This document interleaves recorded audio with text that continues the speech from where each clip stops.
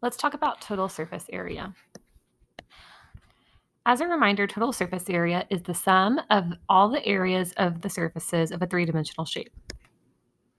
We said lateral surface area was the faces, not the bases. Well, total surface area is the faces and the bases.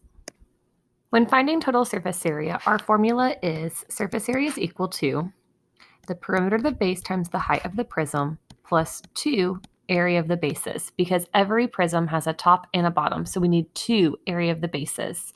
Now, this formula works for both rectangular prisms and triangular prisms.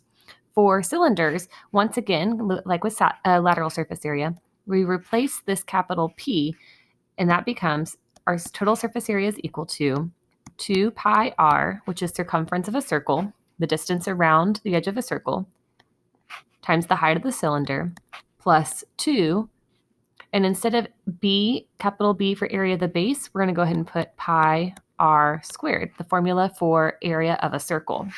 So again, this top one works for our prisms, and this bottom one works for our cylinders. Once again, capital P stands for perimeter of the base.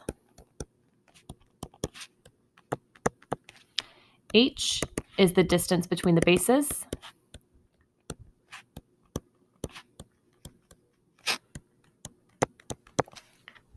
Capital B is area of the base.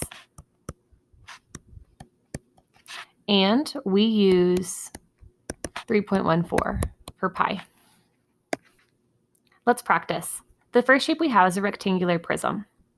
So I'm going to write my formula for total surface area of a rectangular prism. My total surface area is equal to the perimeter of the base times the height of the prism plus 2 area of the bases.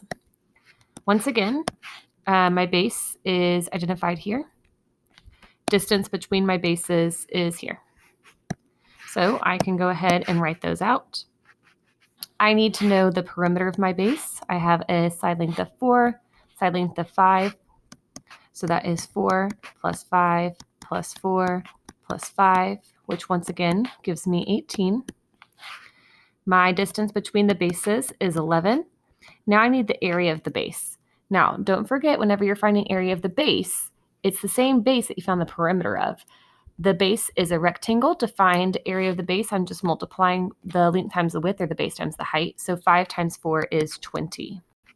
Now that I have all of my parts, I'm ready to plug them into the formula. My total surface area is equal to 18 times 11 plus 2 times 20, giving me a total surface area of 238 centimeters squared. Next, I have a triangular prism. Once again, for prisms, total surface area, we use surface area is equal to the perimeter of the base times the height plus 2 area of the bases. A triangular prism is called a triangular prism because the base is a triangle. Here's a base. Here's its corresponding base. The distance between the bases, or the height of the prism, is identified there as well. So let's start identifying our parts. Perimeter of the base, distance around the triangle, I have 10 plus 10 plus 16 equaling 36. Distance between the bases, I have 25. In order to find area of the base, I actually need the height of this triangle, which is definitely doable. I just use Pythagorean theorem. I use this base as 8. My hypotenuse is 10. So the square root of 10 squared minus 8 squared gives me a total of 6. So I know that the height of that triangle is 6. I can now use that to find the area of my base. Don't forget, area of a triangle is base times height divided by 2. So that would be 8 times 6 divided by 2, which is 24. So the area of my base is 24. Plugging all my parts in, my total surface area is equal to, my perimeter is 36, times the height of my prism is 25, plus 2 area of the bases, which are each 24. This gives us a total surface area of 948 centimeters squared. Our final example, we have a cylinder. For total surface area of a cylinder, we use 2 pi r h plus 2 pi r squared. On our cylinder, I can see here is my circular base. Here is the distance between the bases, or the height of the prism.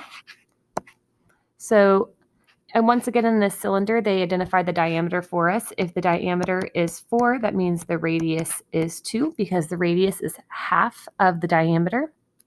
And I'm ready to start plugging in. My total surface area is equal to 2. We use 3.14 for pi. My radius is 2. The distance between the bases is 12 plus 2. We use 3.14 for pi. And then my radius is 2, and that needs to be squared.